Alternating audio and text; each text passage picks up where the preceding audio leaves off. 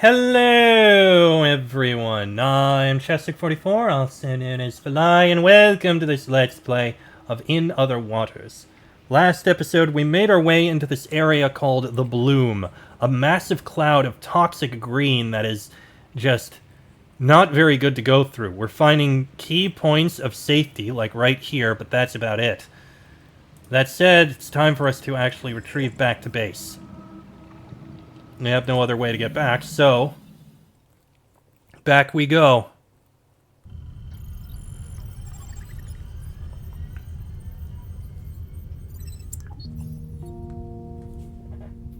You're in habitation. Hey, are you back with me? Yes, I am. Good. I wanted to ask you about the bloom. I've been trying to understand what is causing it. It seems unlikely that we are looking at a stable ecosystem. It has to be a unique event. And yet, creatures have rapidly and effectively adapted to these conditions. How is that possible? There's something we aren't seeing, something Monet was investigating too. Do you think she knows something we don't? Oh yeah, definitely. She has to. Maybe she's holed up in the lab mentioned in the map data, waiting for us. Let's find that lab.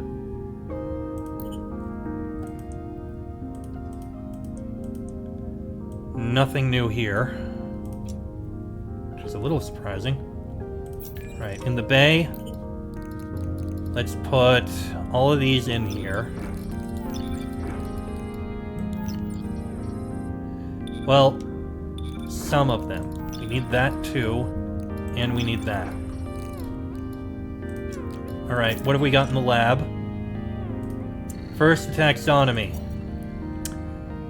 First up, bivalve bloom vein. Bloom veins conceal themselves in bronze-colored shells most of the time, only coming out when the opportunity to feed presents itself. Highly attuned to the currents and the flows of the bloom, bivalve bloom veins take advantage of any break in the bloom's flow to unfold from their shells and feed. They feed primarily on the bloom's microbial growth itself, able to quickly establish and maintain a feeding zone of oxygenated water. When a bloom vein tires, it will then retreat back into its shell, burying itself in the silt once more. I would like to understand more about how the bloom veins are able to feed directly on the microbes of the bloom.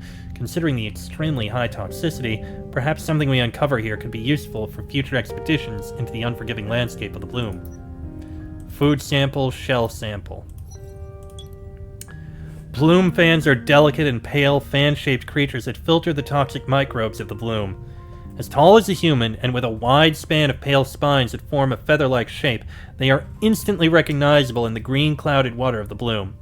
Anchoring themselves into the sand with a central stem, the bloom fan's filtration leads to a small patch of oxygenated water on the leeward side of the fan. Bloom fans seem to be sensitive to currents, adjusting their angle for better catchment of microbial growth, and also can often be seen shivering in order to free their delicate filaments of bloom growth.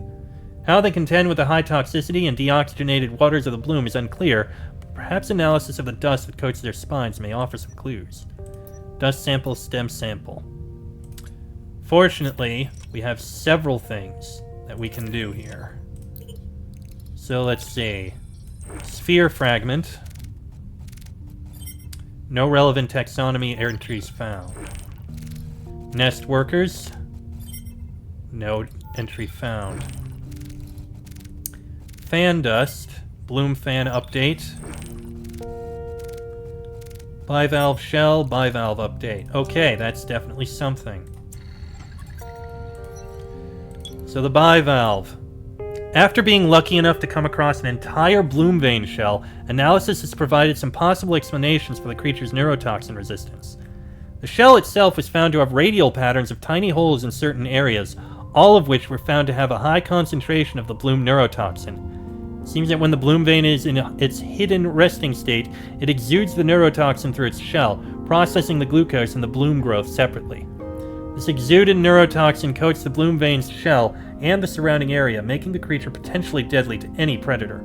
This adaptation to the bloom is therefore a highly effective defense mechanism, even if the bloom vein itself is constantly on the edge of a frenzied neurotoxin-induced death. Yeesh. And the bloom fan.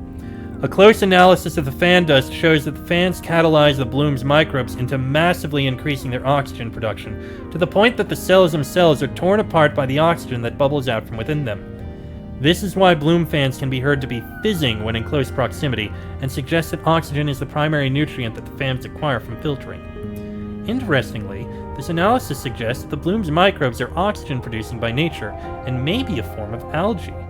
It is only their sheer density, blocking their access to sunlight, which means that they no longer produce oxygen, but instead choke and poison the ocean. Meanwhile, it seems unlikely that the fans live on oxygen alone. What other nutritional sources might bloom fans use to support themselves? Okay, let's see here. Dive map. Oh dear. So, in the slow-moving southern waters of the bloom, rock outcrops like these accrue layers of microbial growth, like strings of dark green pearls. Okay, so that's bloom froth, bloom fan. Struggling to survive in this hostile corner of the bloom, bloom fans struggle to survive in this hostile corner of the bloom, so we should be able to find dead fans near here, if we can survive it ourselves. Data from the way station places Manet's remote lab in the southern part of the bloom. She's hiding something here. Okay, so this is probably where we'll find what we need for that last one. Well, we can begin a little more exploration.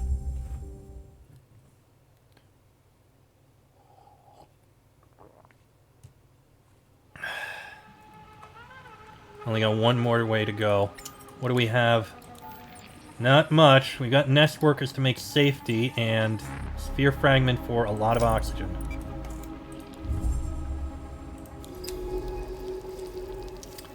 Abandoned at the bloom by Manet, it is impossible to tell what this oxidized scrap once was.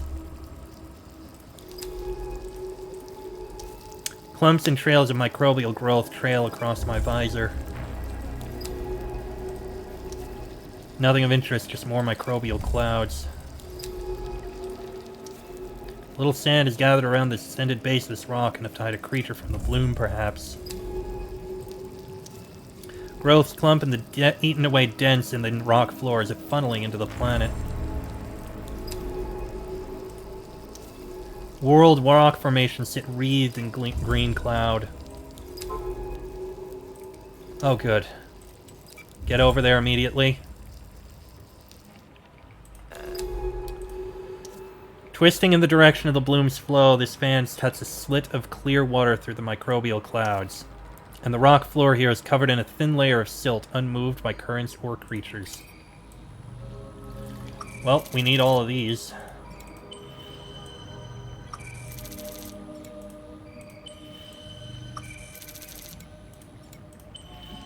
There we go. This will help us a little bit, but we still need to keep going. Scattered and eaten away debris from Manet's expedition spreads out across the rock shelf, gathering tiny drifts of sand. This part of the bloom is strangely still, the green clouds suspended in the water. Let's try this way. Manet clearly tried to establish a base here, but was unable to resist the bloom. Why here, so deep in this toxic landscape? Silt is gathered in wide drifts among the remains of Manet's makeshift base. What was she looking for here? In the shadow of the ridge, the water here is still and clearer than elsewhere in the bloom. Among the rocks, the twisted remains of some equipment most likely brought here by Manet lies oxidized and caked in growth. Thick with microbial growth, the edge of this sinkhole is like a ragged green wound in the rock. These olive-green clumps of bubbles seem to gather where there is little current and the growth of the bloom settles. These microbial growths seem big enough to log and sample. Let's see what they can tell us about this place. These bubbles form in the densest areas of the bloom growth. They might be the best clue of what the bloom is made from. Dark green bubbles that form in the most dense areas of the bloom where there is little current to provide water flow. We won't get much from observing this stuff. I've logged a species, let's analyze the samples at base. Thick fibers of microbial growth cobweb this dark entrance to the central ridge. A froth of green bubbles lies around the center of this hole. We should be able to sample them here. Is there anything to be found here, or I'm just wandering blindly in this green desert? We gotta get back. We're about to die. Because I took too long to speak, that happened.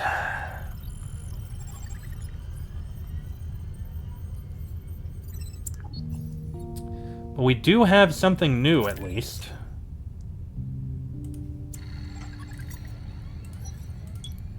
These clusters of opaque green bubbles can be found clinging to surfaces in the quieter areas of the bloom where currents do not disturb their growth. They appear to be accumulations of the bloom's microbial growth, the green clouds that create this vast toxic cloud of anoxic ocean water. The bloom itself is a mysterious phenomenon, similar to terrestrial algae blooms, hence the name Monet gave this part of the Gliese 667cc's ocean, but far more potent in its strength and seemingly much longer lasting, as much of the life in the sector is adapted to these extreme conditions. This, similarly to terrestrial blue-green algae, aka cyanobacteria, has led me to classify this species as bacterial, but this thesis needs to be tested. Perhaps by analyzing this froth, we can understand the underlying chemical processes taking place here. Bubble sample, source sample. Which... the highest levels of toxicity surround this hole in this bloom's central ridge. If we could get below this point, we could sample the bloom's source, which is way up there. I think over here is where we just were. I think. I'm not sure. We need to explore again and be fast.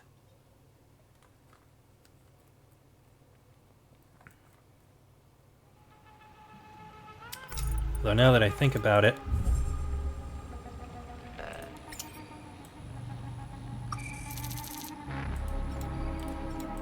this will give us a massive boost to what we can get.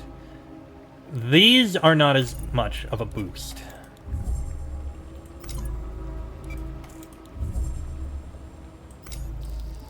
Okay, keep moving.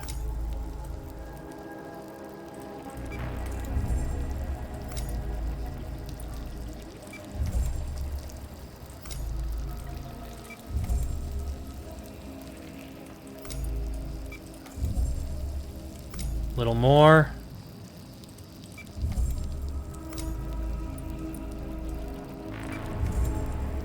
There we go. Perfect. Let's get some more. These should help keep us alive.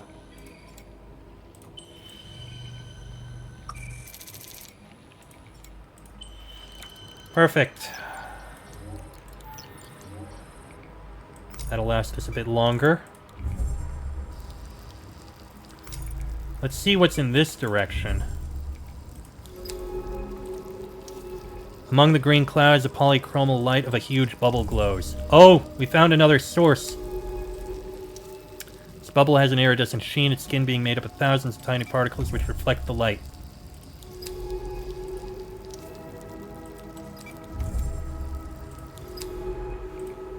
Okay, open geometric forms, beautiful and strange, sit huddled within the skin of the bubble. These delicate silicate forms, like shattered geodesic domes, seem emptied of all life. What lived here before the bloom came? At the center of the bubble, rounded shapes sit in a bed of silt. Around them, the water dances with streaks of refracted light. Nests of... okay, nesting weavers. I'll call these weavers for those beautiful nests and bubbles they weave.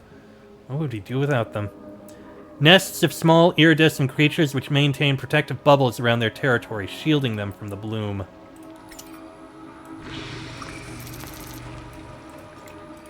Sphere fragments are very useful.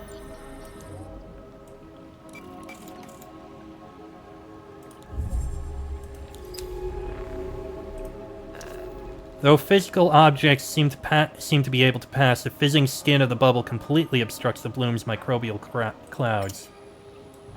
I think we can do without for now. And this, I think, just gives the colonies. Yep, nest workers. A million tiny grains, perhaps the broken down remains of those silicate skeletons gather here in soft, sparkling waves. Away from the protective bubble, the bloom regains its sickly green. And this obviously heads east over to here. The refracted light of the bubble falls across soft drifts of silt. Okay. It's something. Let's see if we can get down there. It might be safety. Here, the bloom is burnt deeper into the rock, revealing strangely smooth surfaces, like the inside of an oyster. Scorched into the rock, this wide crater reveals layers of broken stone and something smoother, shinier below. On the pitted surface of the scorched shelf, the lack of current has allowed silt to gather in soft piles. Okay. That hole might be something safe. It does have something we need to pick up.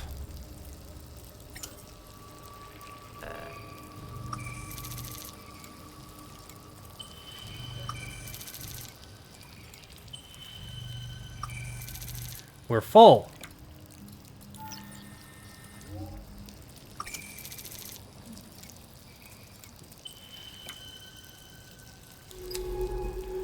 Let's see. Silt gathers against the side of the central ridge, which stretches up into a blinding green. Alright, let's see if we can go down into this hole and find something useful.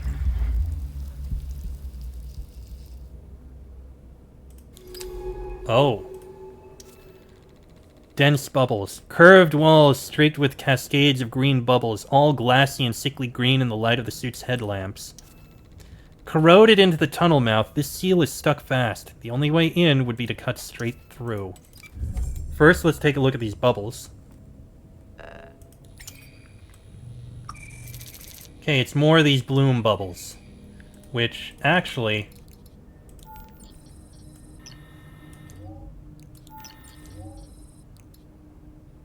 yeah, we can gather a bunch more of them.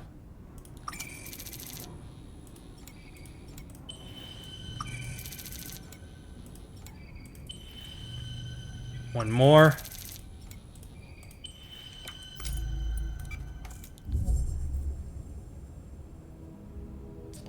It's sealed shut. Did Monet do this? It looks older. This has been here a long time. On the plus side, we found a safe location. At least for now. We can keep exploring a bit.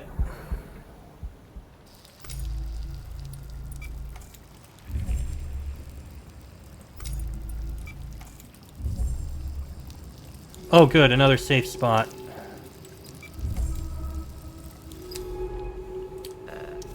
A lone fan holding out against the toxins provides a strip of oxygenated water. Microbial filaments peek out from silt drifts like curious eels. Emerging out of the silt, this rock looks almost like a fossilized flower blooming from a stocky stem. Excuse me. Let's keep looking. Oh! This just goes right back to here, does it?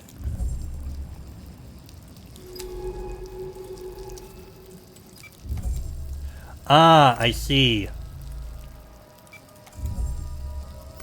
And then it goes back over to here.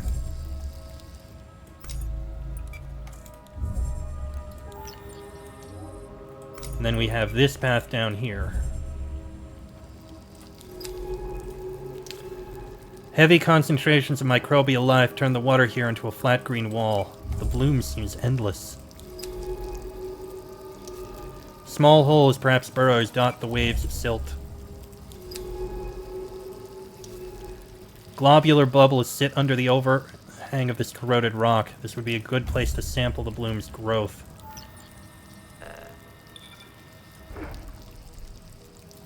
Okay, that didn't actually help.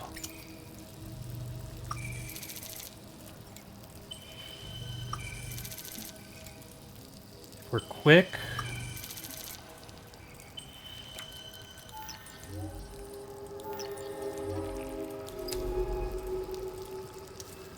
The rocks deep inside the scar shine with a strange smoothness.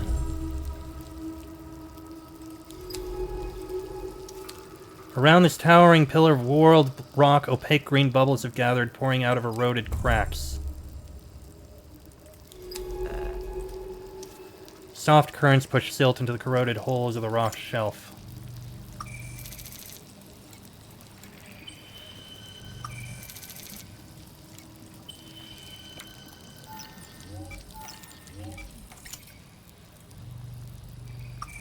I mean, this helps a lot.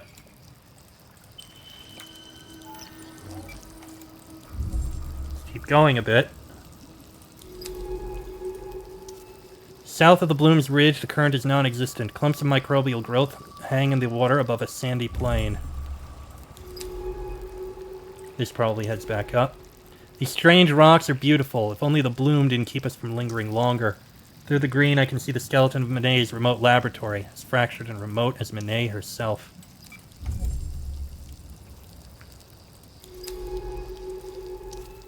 Is the bloom part of a regular cycle or a single catastrophic event? I think we found indications of something not good. Oh, good, a filtering fan. This fan looks greener than the other, its delicate spines clogged with growth. Even these remarkable creatures can succumb to the bloom.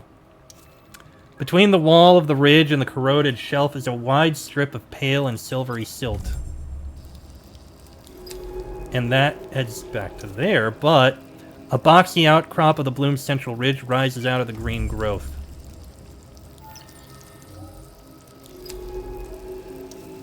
A thin gap between a boulder and the towering ridge. A fan lies in a bed of green, toppled by the weight of the microbial growth. Its stem is exposed. We can sample it here. Which we should.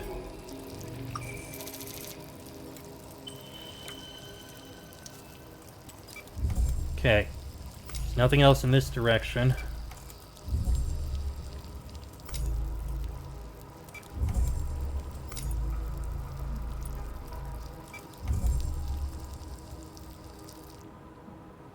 Okay, we can sample these. We can sample one of them. Which isn't really much, but it's something. And to the south is the location. You know what? I'm going to hold off on that, because that'll be interesting to explore. We're going to look at the things we've studied so far, and that we've picked up.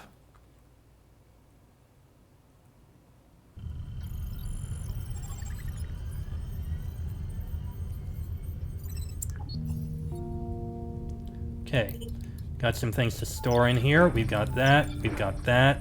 I think that's all that's important. Yeah, we're gonna need that. We've got those in there. We're good. So, taxonomy.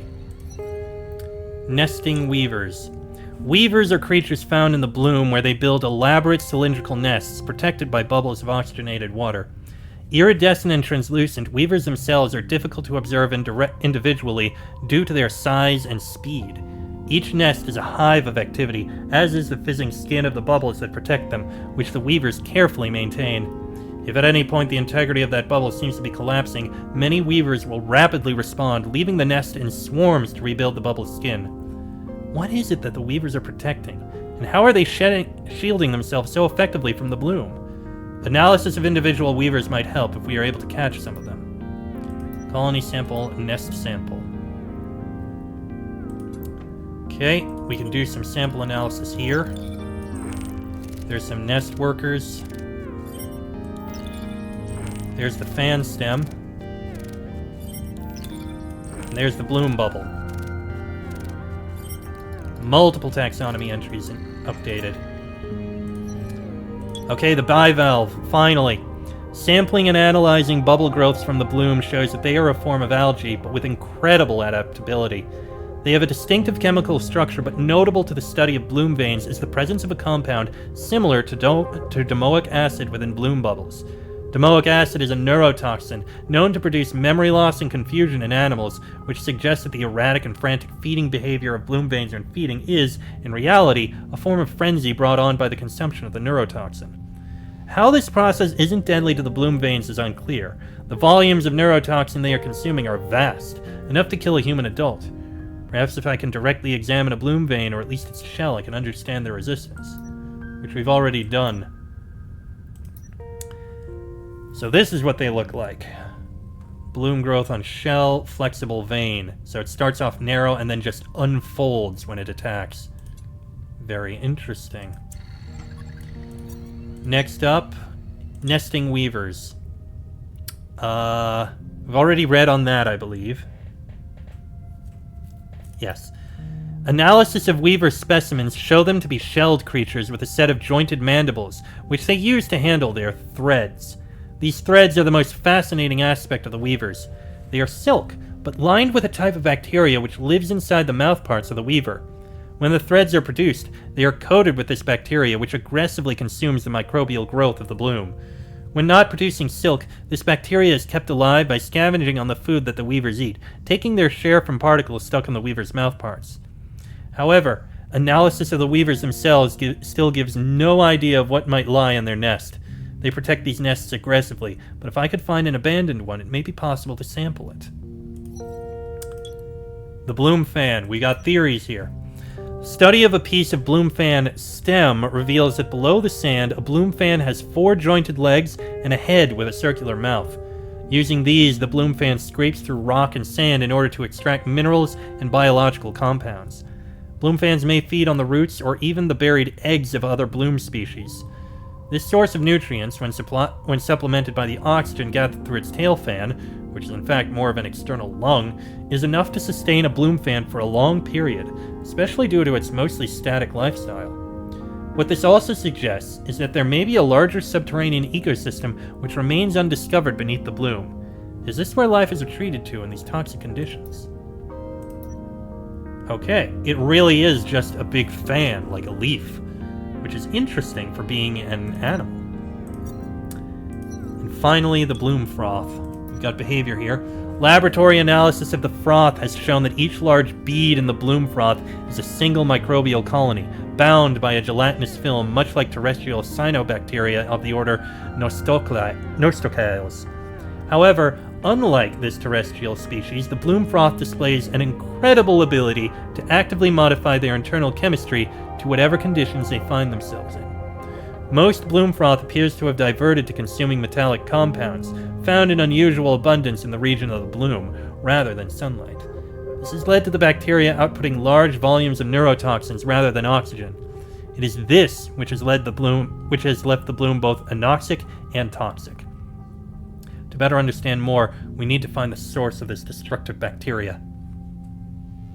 That's the last we have there. So, on the dive map we have... So that's the sample request for that. That's where we'd find the nesting weaver's nest, to the west of that.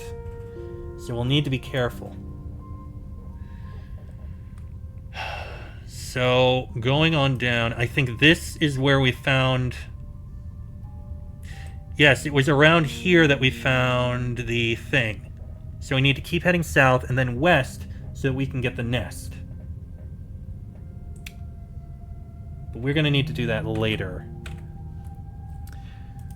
How are our supplies?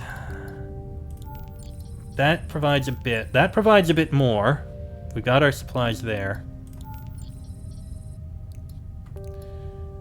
A spare canopy growth. No, we need to save these samples. While we do have many, we're going to need more. So this will do for now. We're going to explore in the next episode, because this one's gone on long enough. Next episode, we'll keep going down and see if we can make it to this laboratory. But I'm very curious what that very old thing we found was. But that'll be in the next episode. So until then, I am Chester44, also known as Fly. This has been a Let's Play of In Other Waters, and I shall see you all next time.